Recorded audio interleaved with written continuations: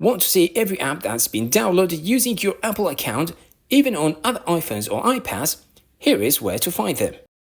Open the App Store and tap your Apple account icon in the top right corner.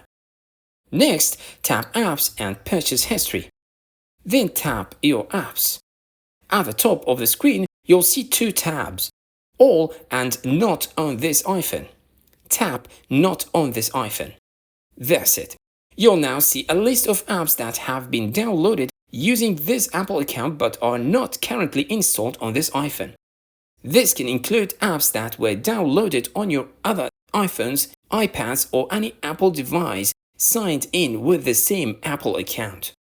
You can scroll through the list, browse all previously downloaded apps, or use the search bar to quickly find a specific app. And that's all there is to it. If this video helped you, don't forget to leave a like and subscribe for more iPhone tips and tricks. Thanks for watching, and I'll see you in the next one.